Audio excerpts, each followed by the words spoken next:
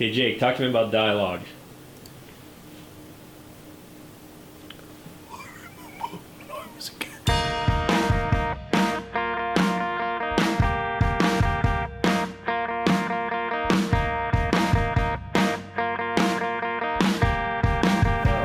Are we recording right now, Weston? Yes. Okay, cool.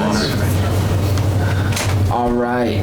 So, do you want to hear a comparison or just me read? Just show me yours. My name's Jake Connor, born in Maine, grew up in Micronesia. I am a aspiring writer. I am a white male. Like, the fact that we're white males is enough. Let's not throw more gas on that fire, all right? I want to actually see the film make it. When I first moved to Salt Lake, I met Weston. COMV had been, the concept of it had been brewing in his mind for a while. I was a busboy at the time, and I was hit by a car and ended up not being able to walk for months. I was just binge watching Netflix, and Weston, lived alone at the time, had me come stay at his place because I was depressed and lonely because, I couldn't walk. And Weston was depressed and lonely because that was his life. And so he had me come sit on his couch and do my thing so I wouldn't be swallowed up in the black hole of Netflix. And we kind of came together, and it was like the first COMV. We partnered together and started doing film.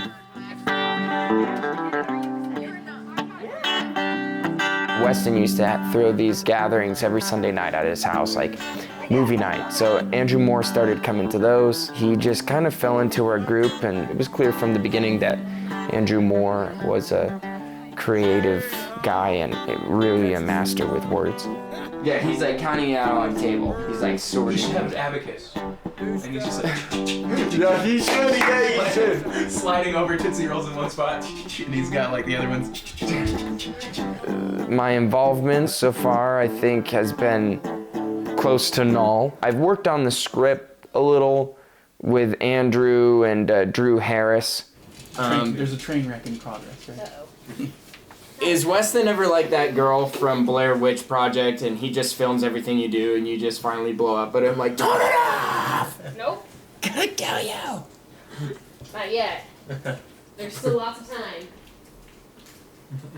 You've gone through periods of being worse than others where there's always a camera. How's it going? It's like, I just came out of the bathroom. Weston, can you please put the camera down? I had left on a religious mission for a couple of years. So I was gone when Navigator came to fruition. I had heard the concept from Andrew before. Me and Andrew would toss ideas around a lot. So Andrew had already talked to me before about the concept of Navigator. So I was on my mission and had seen through social media that COMV as a company had taken this idea and was running with it, and that the script had developed into a feature film. I just kind of was watching from afar. When I came back, boom, I kind of landed right down in the middle of this film. Anaïswa. Anaïswa. Oh, what is this, like French? You just drop off the last group of letters? No, it's Ibibio. It's African language. It's African? Mm-hmm. Ibibio. So what are all the Bibios gonna think when this movie comes out? They're gonna be so thrilled. So far, one's been offended, and everybody else has thought it was really cool. The number one critique I've heard is just the dialogue needs to be tweaked just a little bit. Yeah, something just needs to just a little something. Dialogue is hard to write, and often when we write dialogue, we just end up being ourselves in 10 different characters. And that's very easy to see.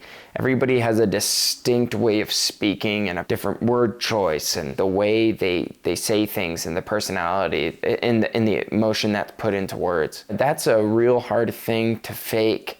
What I did as I went through is I tried first of all to separate characters. So you could see certain words used again and again, but with each character, making them all sound like the same person. So first thing on my mind to do was to remove those similar phrases or those repeated words. I noticed there's a lot of you knows from a lot of people, so I kind of cut out on the you knows and put them to one character. So there's one character who says you know a lot, and it's like his personality. Okay. Anything? But yeah, no, what I'm seeing here is it's just making it a little bit more, I don't know, personable. Like each line as it's written is like needed, but it's just making it more human.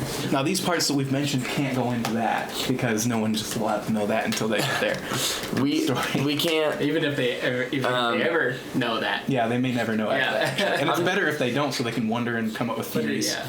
Often when we write down dialogue, we write down narrative, what you'd see in a book, sounds staged like you're watching a play. So good dialogue in film, you don't want to feel like the people know there's a camera there. I think it's dangerous to try and make dialogue that is very structured, like, this is the information I want the people to know. You know, what I actually do is I sit in my living room and I call my brother out to come talk to me. And we sit around and talk, and I just tell him to play along with me, and I just try and recreate realistic scenarios and situations and see what people would actually say. Hey, I've got to head out. Okay. But Do you want to try to oh, that's still there. hit just the last part? Any thoughts on that one? The speech. That's hard because there's a lot there, and Yeah. some of it's pertinent, and so I don't know. We can go through and edit that again some other time. I'm glad that you're looking over it. I think it's good to get more ideas on dialogue because dialogue's not my strong suit yet. I'm getting better. But But also, I'm glad like, that we have additional view on that. Yeah, it's hard. So what we really need, Justin Roiland, if you're listening, okay? We need you. We need you to get down here. All right, help us out with some dialogue pieces. I like sci-fi. Obviously, you like sci-fi. I like your show. You'll probably like ours. Get on down here. Help us out. Who's Justin Roiland? See you later. Justin Roiland Take is care, Jake. co-creator of Rick and Morty. So, Andrew, what's your overall thought? Like, when you finished Navigator, and then, like, kind of up until now, what have been your thoughts about it in terms of what is it needed? I felt that the dialogues needed a little tightening up the whole time, and I'm glad that we've got Jake here to help out with that. I don't think we're quite there yet. It's good. What we have is good, but I want it to be the best it can be. And we have time, so I want to keep working on it until we get it. Yeah, and that's kind of the advantage of releasing chapter by chapter, is it gives us, I mean, up until when we shoot chapter 14, we can refine chapter 14. But, I mean, we have, what I like, I mean, I think you're an amazing world creator. And that's what Jake had complimented about as well, is like, the story is awesome. And it's just those little details of the dialogue, Yeah. you know, of trying to get, you know, making sure that we aren't telling the audience too much, which you don't have a problem as much as I do. That's why you didn't write it. Yeah. But also trying to make sure that those key points happen to where everything in its own way has a purpose. Yeah. I'm a people connector, so Andrew Moore was my neighbor. That was my biggest contribution, was bringing Andrew Moore around. Change just kind of just needs a little tweaking. I'll just stand. We got a fourth chair. I said I'll stand. We can get a fourth chair!